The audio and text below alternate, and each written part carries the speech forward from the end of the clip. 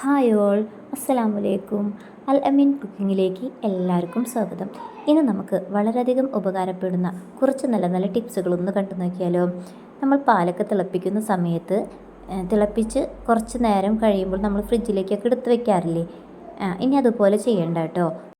പാല് തിളപ്പിച്ച് ഒന്ന് പാടകെട്ടി വരുന്ന സമയത്ത്, ഒന്ന് ചൂടാറി വരുന്ന സമയത്ത് ഇതുപോലെ ഒരു 2-3-4 ഡ്രോപ്സ് വെളിച്ചെണ്ണ ഒഴിച്ചാൽ മതി കേട്ടോ. ഒട്ടും തന്നെ പാല് ചീത്താവാതെ ഇരിക്കും കേട്ടോ. നമ്മുടെ വീട്ടിൽ ഇതുപോലെ ചന്ദനത്തിരിയൊക്കെ മേടിക്കാറുണ്ടല്ലേ. അപ്പോൾ അതിൻ്റെ കവറ് നമ്മൾ കളയുകയാണ് പതിവ്. ഇനി അങ്ങനെ ചെയ്യണ്ട കേട്ടോ.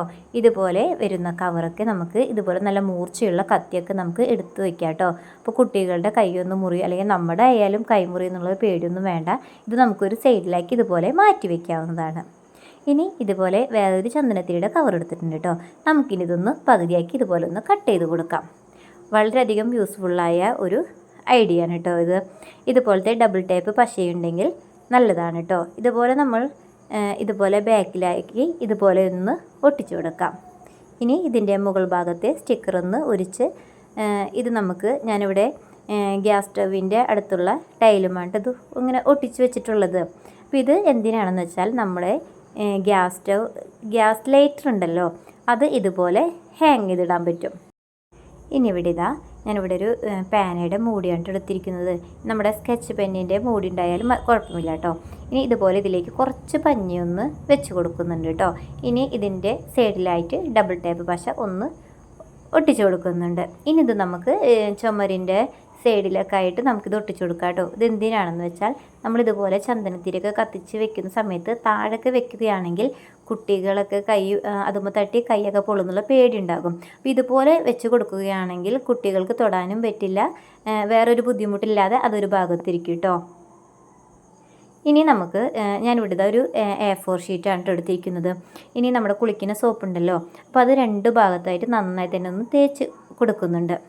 ഇത് എന്തിനാണെന്ന് വെച്ചാൽ നമ്മൾ ട്രാവലൊക്കെ ചെയ്യുന്ന സമയത്ത്, അതുപോലെ കുട്ടികൾ കോളേജിലൊക്കെ പോകുമ്പോൾ ഇങ്ങനെ സോപ്പ് തേച്ച് നമ്മൾ ഇതുപോലെ മടക്കി ചെറിയ കഷ്ണങ്ങളാക്കി നമുക്ക് ഹാൻഡ് ബാഗിലേക്ക് സൂക്ഷിക്കാവുന്നതാണ്. നമുക്ക് അർജൻറ്റായിട്ട് കൈയൊക്കെ ഒന്ന് സോപ്പിട്ട് കഴുകണം എന്നുള്ള സമയത്ത് നമുക്ക് സോപ്പൊന്നും കൊണ്ടുപോകാൻ പറ്റില്ലല്ലോ. ഇതുപോലെ ഒരു ചെറിയ കഷ്ണം പേപ്പർ എടുത്ത് നമുക്കൊന്ന് കൈ നനച്ച് ഇതുപോലെ ഒന്ന് കഴുകുകയാണെങ്കിൽ കൈയൊക്കെ നന്നായി ക്ലീൻ ചെയ്ത് കിട്ടും കേട്ടോ. ഇനി ഇങ്ങനെ ചെയ്യാത്തവരുണ്ടെങ്കിൽ ഇതുപോലെ ഒന്ന് ട്രൈ ചെയ്ത് നോക്കണേ. സ്കൂൾ കുട്ടികൾക്കൊക്കെ വളരെയധികം ഉപകാരപ്പെടുന്ന ഒരു ടിപ്സാണ് കേട്ടോ ഇത്. ഇനി ഇതേ നമ്മുടെ ഈ സോപ്പും കവറും നമ്മൾ എപ്പോഴും കളയുകയാണ് പതിവ്. അപ്പോൾ ഇതിൽ നമ്മുടെ ടവലുണ്ടല്ലോ, നമ്മൾ ഉപയോഗിക്കുന്ന ടവലൊക്കെ ഇതുപോലെ മടക്കി വെക്കുകയാണെങ്കിൽ ടവലിന് നല്ലൊരു സ്മെല്ലും ആയിരിക്കും. നമുക്ക് എളുപ്പത്തിൽ തന്നെ ടവല് കാണാനും പറ്റും. ഇനി ഇവിടെ ഞാൻ ഉപയോഗിച്ച് കഴിഞ്ഞ ഒരു ചെറിയ സോപ്പാണ് എടുത്തിരിക്കുന്നത്.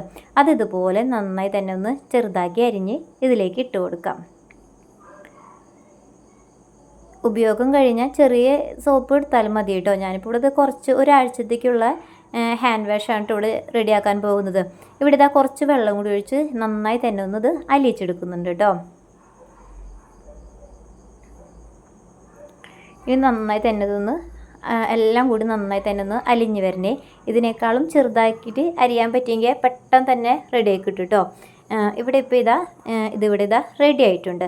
ഇനി ഇവിടെ ഞാനൊരു പാത്രത്തിലേക്ക് ഒഴിച്ചു കൊടുക്കുന്നുണ്ട് കേട്ടോ. ഇനി ഈ മിക്സിലേക്ക് ഒരു 2 മൂടി ഡെറ്റോളും കൂടിയും ഒഴിച്ചു കൊടുക്കുന്നുണ്ട്. നമ്മൾ കടയിൽ നിന്നും മേടിക്കുന്ന ഹാൻഡ് വാഷിൻ്റെ അതേ ഒരു പരുവമായിട്ടാണ് കേട്ടോ നമുക്ക് കിട്ടുക. ഇനി ഇങ്ങനെ ഒന്ന് ട്രൈ ചെയ്യാത്തവരുണ്ടെങ്കിൽ ട്രൈ ചെയ്ത് നോക്കണേ. ഇപ്പോൾ ഇത് കുട്ടികൾ ഉപയോഗിച്ചാലും കൈക്കൊന്നും വലിയ പ്രശ്നവും വരില്ല. നമ്മൾ വേസ്റ്റാക്കി കളയുന്ന സോപ്പ് ഉപയോഗിച്ച് നമുക്ക് വീട്ടിൽ തന്നെ ഹാൻഡ് വാഷ് ഇതുപോലെ റെഡിയാക്കാവുന്നതാണ്. വളരെയധികം ഉപകാരപ്പെട്ട ഒരു വീഡിയോ ആണ് കേട്ടോ ഇത്. ഇനി നമ്മുടെ മക്കൾക്കുള്ള ഒരു വളരെ പ്രധാനപ്പെട്ട ഒരു വീഡിയോ ആണ് കേട്ടോ ഇത്. 9ൻ്റെ ഗുണനപ്പട്ടിക, അതായത് മൾട്ടിപ്ലിക്കേഷൻ വളരെയധികം ബുദ്ധിമുട്ടാണ്. അപ്പോൾ അത് ഈസിയായി തന്നെ നമുക്ക് കുട്ടികൾക്ക് നല്ലൊരു ഐഡിയ പറഞ്ഞു കൊടുത്താലോ. ആദ്യം നമുക്ക് ഇതുപോലെ ഒന്ന് എഴുതി കൊടുക്കാം. ഞാനിവിടെ 9 × 9 എഴുതാൻ പെട്ടെന്ന് വിട്ടുപോയി കേട്ടോ.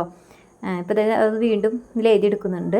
അപ്പോൾ നമ്മൾ ഇതുപോലെ ചെയ്തതിന് ശേഷം ഫസ്റ്റ് 0 എഴുതിയതിന് ശേഷം 1 തൊട്ടിട്ടുള്ള 9 വരെയുള്ള നമ്പർ ഇതുപോലെ എഴുതാം മുകളിൽ നിന്ന്. ഇനി താഴോട്ട് അടിയിൽ നിന്നും 0 ഇട്ട് 1 2 3 മുകളിൽ നിന്നും എങ്ങനെയാണോ എഴുതിയത് അതുപോലെ തന്നെ താഴോട്ട് നിന്നും തുടങ്ങി മുകൾ ഭാഗം വരെ എത്തിച്ചാൽ നമ്മുടെ 9ൻ്റെ മൾട്ടിപ്ലിക്കേഷൻ അടിപൊളിയായി തന്നെ കിട്ടും കേട്ടോ. ഇനി നമ്മുടെ മക്കൾ ഇതുപോലെ ചിത്രമൊക്കെ വരച്ചിട്ടുണ്ടാവും. അപ്പോൾ നമുക്കിതൊന്ന് അവർക്ക് ഒട്ടിച്ചിങ്ങനെ കാണുന്നത് ഭയങ്കര സന്തോഷമായിരിക്കും. പക്ഷെ നമ്മൾ വാടക വീടൊക്കെ ആണെങ്കിൽ നമുക്കത് ഇങ്ങനെ ഒട്ടിക്കാൻ പറ്റില്ല. അപ്പോൾ അതിനുള്ളൊരു കുഞ്ഞ് ഐഡിയ ആണ് കേട്ടോ. ഇതുപോലെ പേസ്റ്റ് ഒന്ന് നമ്മൾ മക്കൾ ചിത്രം വരച്ച പേപ്പറിൻ്റെ ബാക്കിലൊന്ന് പുരട്ടിയതിന് ശേഷം ചുമരും ഇതുപോലെ ഒന്ന് നമുക്ക് ഒട്ടിച്ചു കൊടുക്കാം. ഇനി ഇത് ഉരിച്ചെടുത്താലും ചുമരുമ ഒട്ടും തന്നെ പാടുണ്ടാവില്ല കേട്ടോ. ഇന്ന് കാണിച്ച വീഡിയോയിൽ ഏതെങ്കിലും ഒരെണ്ണം നിങ്ങൾക്ക് ഉപകാരപ്പെട്ടിട്ടുണ്ടെങ്കിൽ പ്ലീസ് നമ്മുടെ ചാനൽ ഒന്ന് സബ്സ്ക്രൈബ് ചെയ്ത് സപ്പോർട്ട് ചെയ്യണേ. ഇൻഷാ അല്ലാഹ് മറ്റൊരു വീഡിയോയുമായി വീണ്ടും കാണാം.